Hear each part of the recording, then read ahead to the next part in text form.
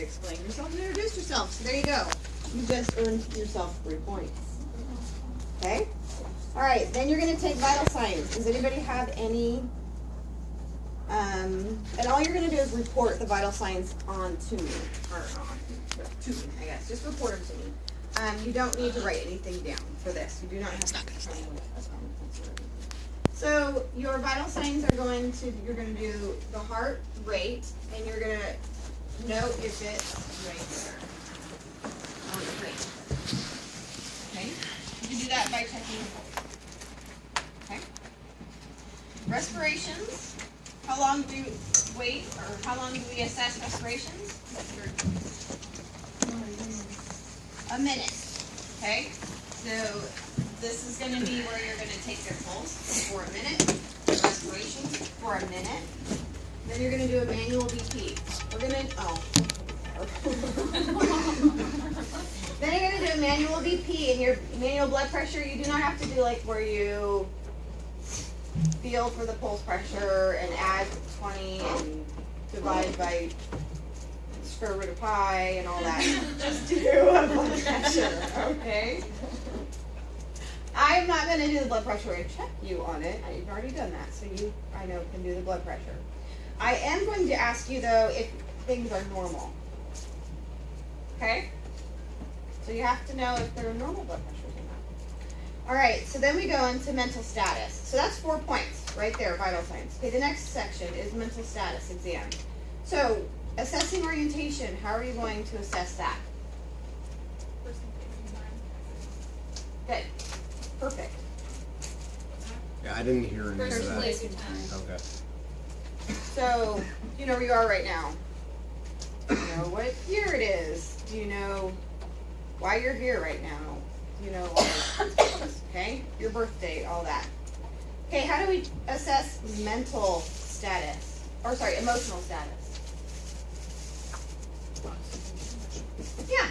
You can say you look, and I would just say, because you have to verbalize everything out so that I know what you're doing. So you'd say that they look calm and comfortable. I always would document patient in position of comfort, which just painted that picture that they were comfortable. Would you like us to say, like, I'm checking my emotional status and then look calm, or just say? You can if you want. Speech. How do we assess speech? Those 3 words. Those 3 words. Those 3 special words that have no correlation to each other, which can also test memory.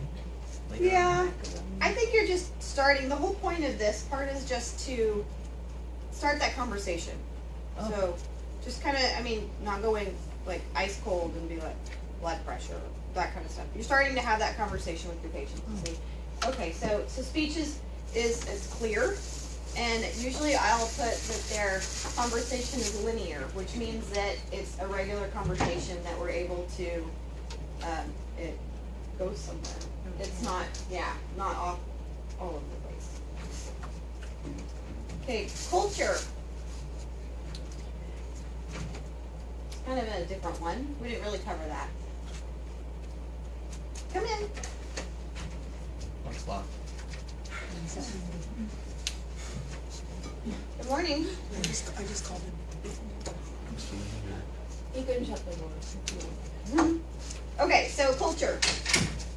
So this is just when I would say that they like, they're Caucasian, or So do we ask them any questions? you can ask them. Observation. Yeah, you can just. It doesn't matter to me. You can ask them if they're like what cultural background is. Why is this important? I mean, you're not going to ask every single patient this when you see them, but yeah, is it culturally sensitive?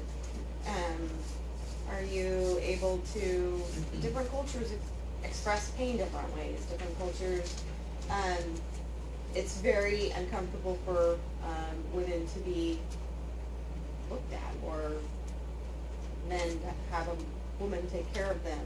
All these different things where, so you just want to be, you want to be culturally sensitive. Okay, and then spiritual. So do you have a religious preference? How could that affect healthcare? Yeah, okay.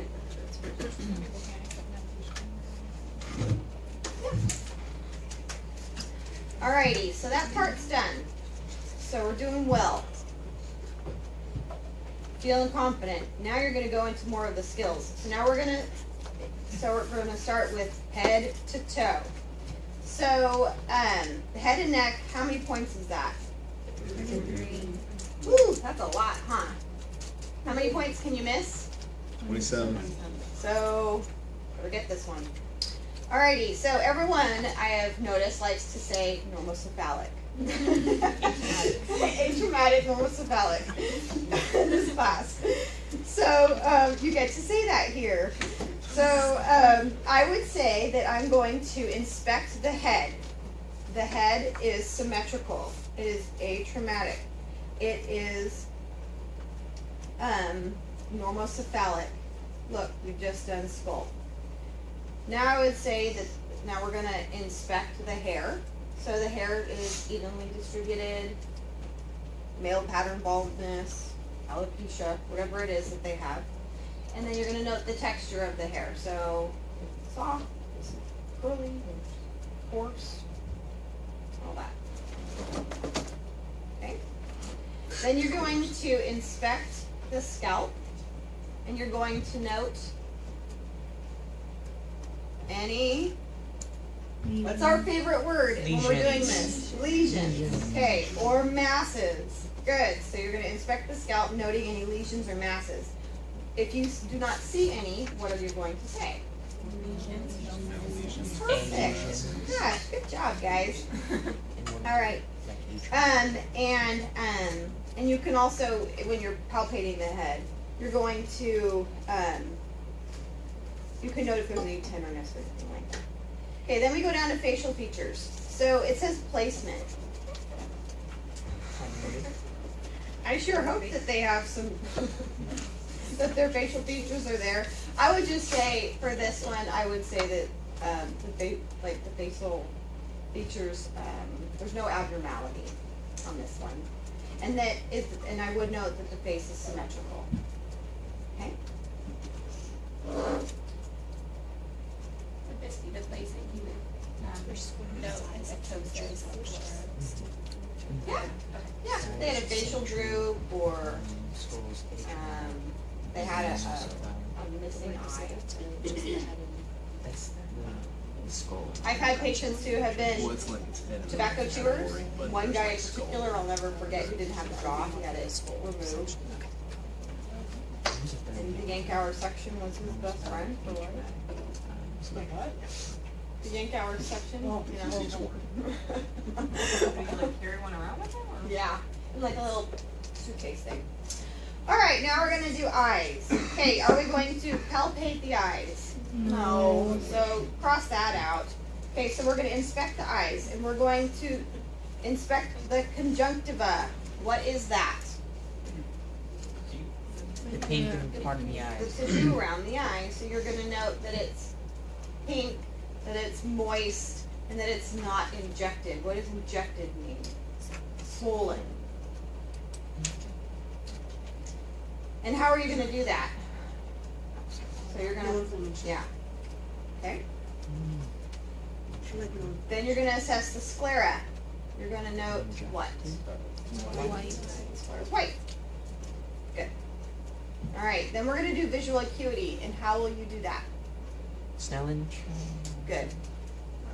Yes. The chart. Oh, okay. I thought you were. Yes.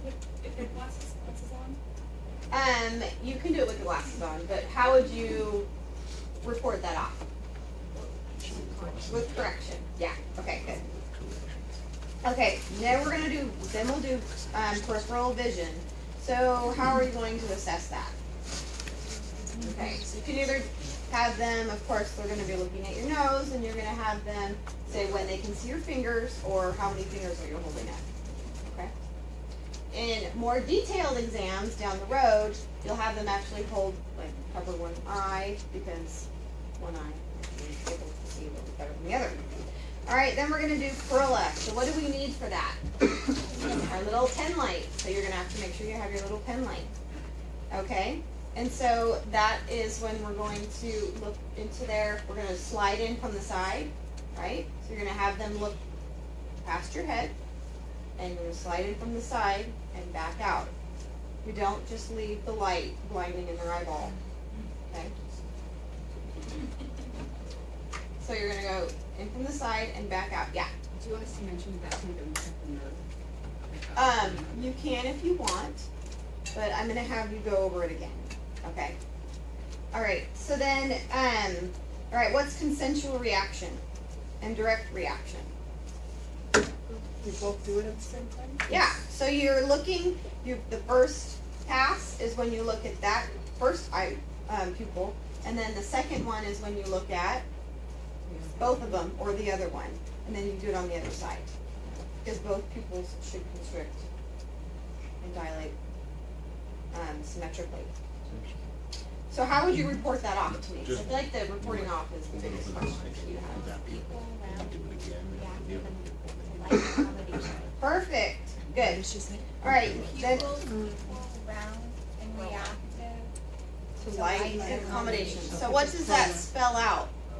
Perla. Can you just say perla? No, you can't. Sorry. Okay, then you're going to do extraocular movement. So that is our bow tie. Okay. And when are you going to do that again? Cranial nerves. Okay. So just wait, let's get to it first. Okay, so then you're going to use your, is it an otoscope or an ophthalmoscope?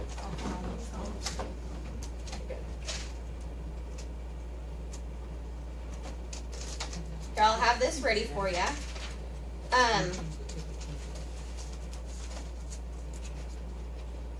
I understand that most people are not going to see much when they look in the eyes. Because it takes about 100 eyes for you to actually look in, and then you're like, oh, I see it. And we're not eye doctors, we're nurses. And so I just want you to practice using this correctly. Okay? So that, so of course we need to turn it on. Okay? You're going to hold it like this, and you're going to put this little part where? On your forehead. Yeah. So using whatever is your dominant eye. So, and then you're going to use your finger, and you're going to use that to stab him in the eye so that you can look for whatever you did. Now you're going to look in, and you're going to get, you know, how close you're going to get. Remember how close you got. So you're going to stabilize it with this, with your pinky. There you go.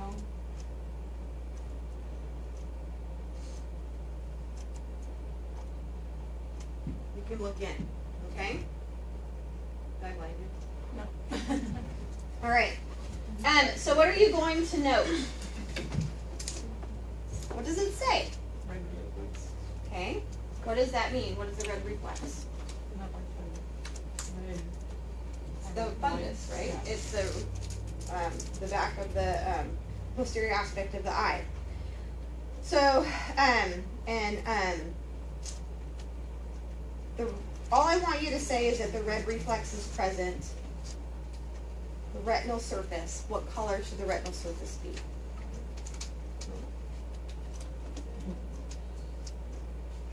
It's like kind of that yellowy, orangey. I would just say that it's just, I mean, you just can't say the retinal surface is present because it should be present. But I would say that the retinal surface is bright orange, and that what would be the landmarks? The optic nerve. What else? What are other things that you would see? You could see in the eye. The vessels. So I want you just to say what you would see if you're not seeing them. Don't stress out about using this and this, okay? Because all you're doing is just telling me what you would expect to see. You don't have to do ratios. Just like some people will want to know how many vessels, how many arteries per veins. I'm not asking that. Someday you might have to do that. But, so you're going to say the red reflex is, so using the ophthalmoscope, you're going to show me that you know how to use it. You're going to note that the red reflex is present. The retinal surface is bright orange. The vessels are present. That covers it. Okay? All right, now what are we going to do? He is, huh? Okay, so the eyes are done. Eyes are kind of scary. Okay, so now you're going to inspect and palpate.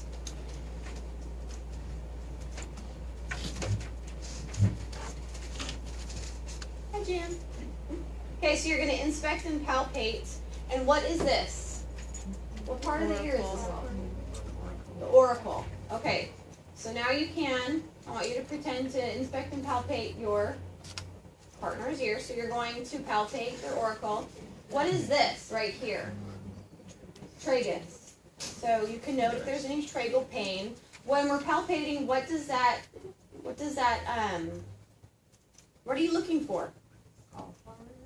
The fluid. Sure. So that would be a what? Trauma, deformity? No. Huh? Keloid. Okay. If there's tenderness, any masses? What's our favorite word? Lesions. Any lesions? Okay, good. Then you're going to do auditory acuity. So how are you going to do that? Okay, we're going to do the fork. But first we're going to do what? Whisper test. Does anybody want to demonstrate the whisper test?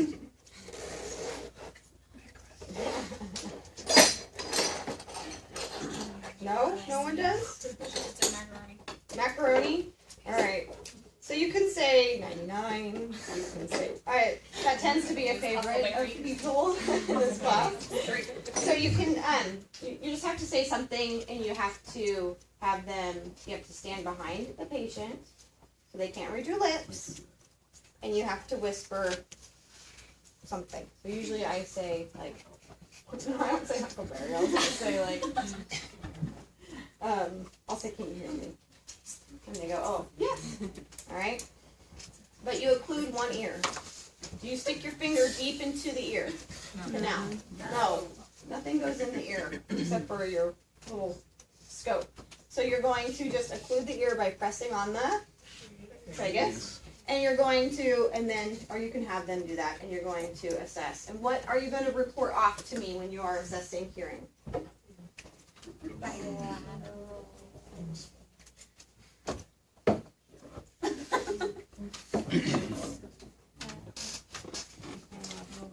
Yeah, so that the whisper test is, you can actually say normal. And if it was abnormal, that means, because it's actually measured in feet. But we're not going to go to that depth with this. So you can just say that the whisper test is normal or bilaterally or symmetrically. Okay, what's the next test we're going to do? Okay, and which one is that? Is it this one or this one? Yes, it's this one. Okay, and did anyone come in and practice with any of that stuff? Yeah? Okay. So you feel comfortable with using the tuning fork. What is it that you are assessing when you're placing it here on the head? You're going to ask your patient. Let me know when you stop hearing it. That's the other one. So do you hear it equally on both sides? And I want you to always remember that you have to put it, you want to think where the fontanelles are.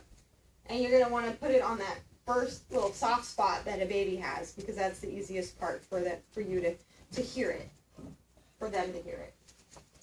Okay? So you're going to note, what is this testing? Hearing in both ears, right? Bilateral hearing. Yeah, good. Okay, now what's the next one? Weber. Okay, the Weber. This is the funner one. More fun, I guess. Funner's not a word. All right. So you're going to, and you only have to do it on one side for constraints of time. Are you going to hold it like this on their head? Nope. Are you gonna hold it like this? No. That might affect. Might not work. So you're gonna hold it very gently and place it right. And what is this called? Good.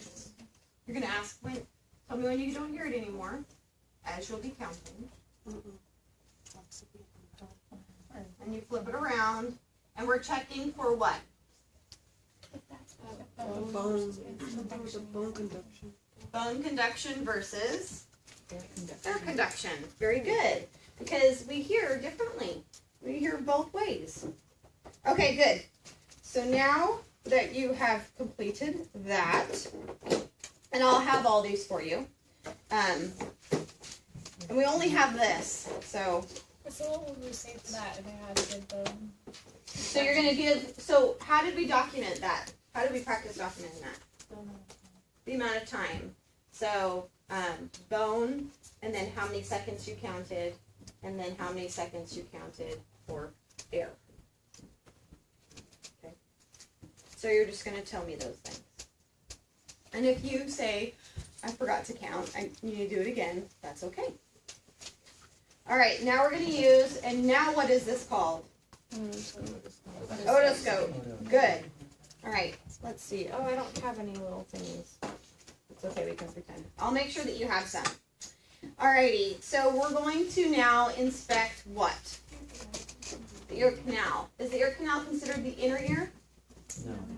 No, you were right. It's still the external ear. What is considered the inner ear? Alrighty, so when you're using this, go ahead and stand up so I can show everyone again. You're my buddy today. Come over here. Can you see her okay? Alrighty. So how am I going to hold this? Upside down. And how am I going to stabilize this so that I'm not gouging someone's ear and causing trauma? With the pinky. Good. So I'm going to grab, what is this? Oracle, or the pinna, actually. And I'm going to stabilize with my finger. I put it into the external ear canal, or the external auditory canal, and I look in. What am I going to note? First, before you get there, so that's good. But before you get there, what are you going to note? The ear canal. So you're going to note if there's any wax, which is called cerumen. If there is just wax and you can't see their ear, then you'll tell me that. You'll say, I can't visualize the tympanic membrane because of cerumen infection. And then I will say, well, what would it look like? What would you anticipate it would look like? And then you would report off to me. So you're going to look to see if there's any edema in the canal. And if there's any foreign objects. You don't have to say that, but I want you to be thinking about that if you need to. All right, now that we've assessed the ear canal, what are we going to assess? Okay, so the tympanic membrane, and how are you going to report that off? Gray. You did an excellent job doing this on your midterm. Cone of light is at Let's talk about what it looks like first. gray. It's gray. Okay, pearly gray. Is it translucent? Or is it, huh? They should be a little bit translucent. You can actually see sometimes the bones in there, the working parts of the ear. Now, if there's fluid, that's okay. Sometimes there'll be little bubbles or stuff like that. But, so I want you to say that it's pearly gray, it's translucent. This would all be normal. We want to be looking for normal because that's what we're learning in this class. If you see something different, then report off what you see. But now what would you say after you say that the tympanic membrane is pearly gray, it's translucent? Huh? Cone of light. Okay, good. What is the cone of light? Okay, so at our little angles right here. Good. Cone of light is in the blank o'clock position. And anything else?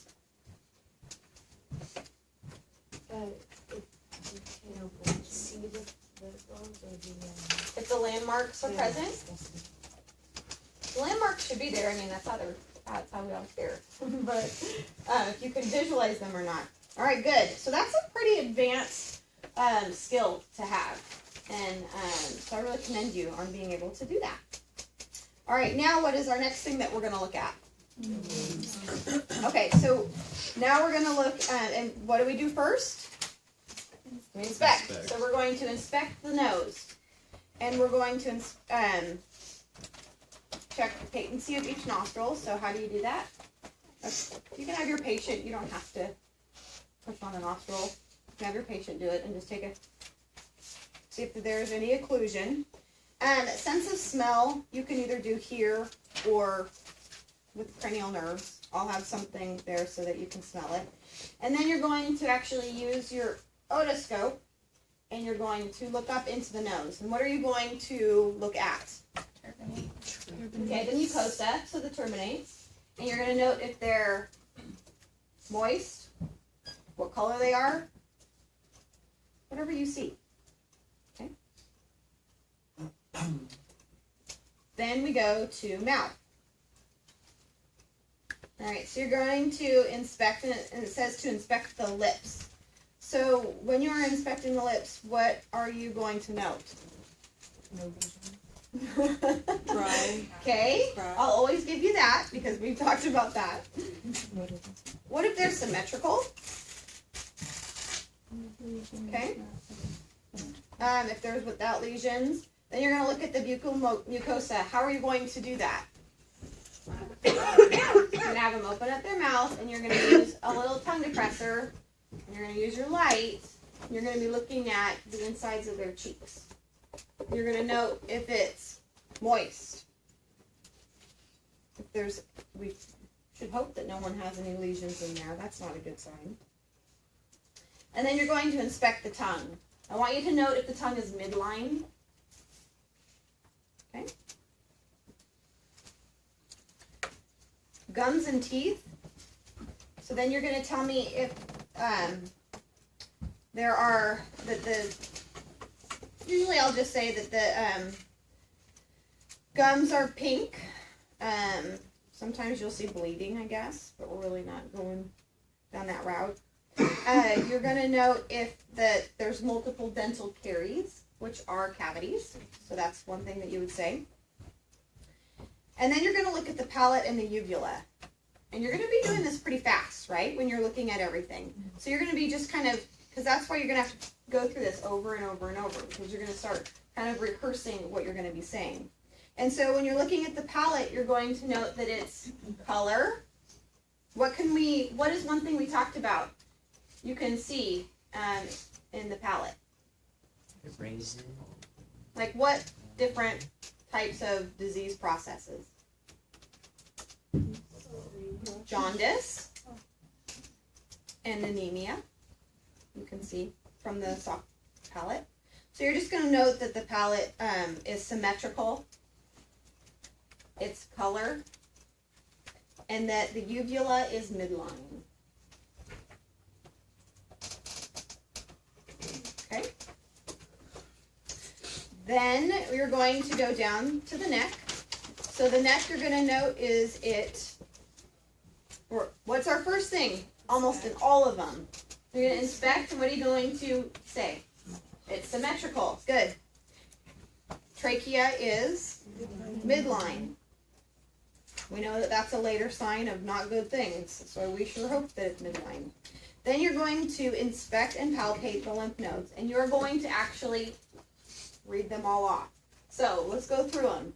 What is this lymph node?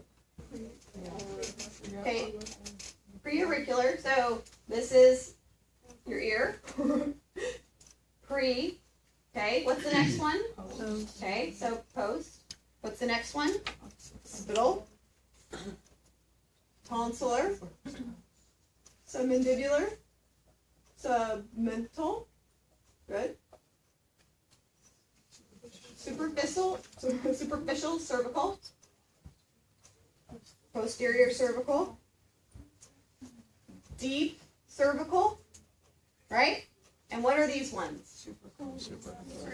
Good job. Don't rub too deep though, I guess. Okay, you're going to note if they're enlarged. if they're, and that's okay if they are. Note that they're enlarged. Are they tender? Maybe your person is actually sick, your partner, unfortunately, that day, so you can assess someone like that. Okay?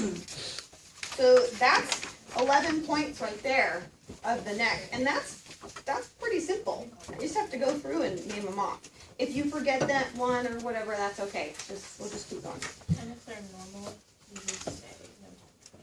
Yep. Nodes are, even if you can't, like I can't feel my lymph node right here. I don't have any big lymph nodes right now, but so if you don't feel them, then just say that they're non-palpable. Okay, cranial nerves. Oh, these are the big ones. Everything else is pretty easy after this. Okay, so cranial nerves. I'm going to have you go through, and I want you to check each and every one. Okay?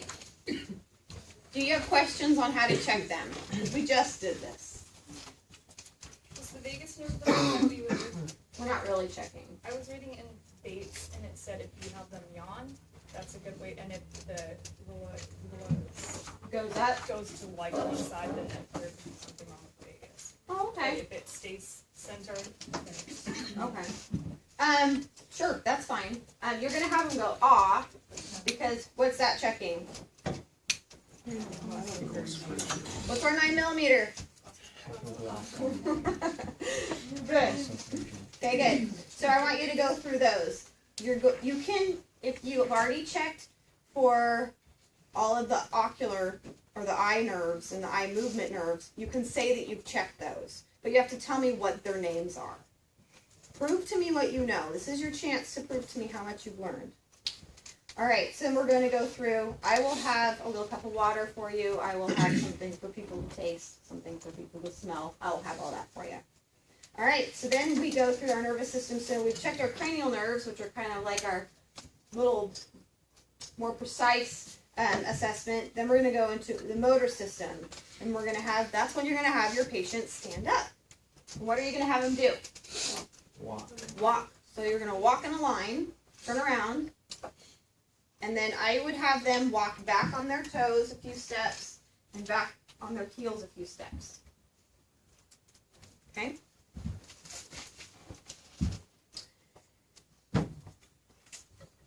And then you're going to do the Romberg test. What is the Romberg test?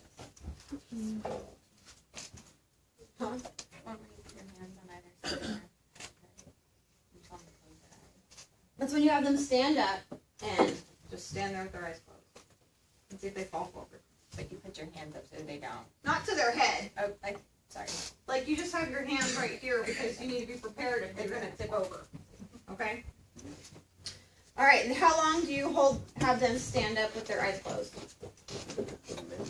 I usually say about 10 seconds. Okay? You will know by then if they're going to fall down and go boom. All right, then our next step is we're going to have them touch their notes. So you're going to hold your finger. They're going to touch 3 times. Okay? And then we're going to have them do the heel. We can have them either do the heel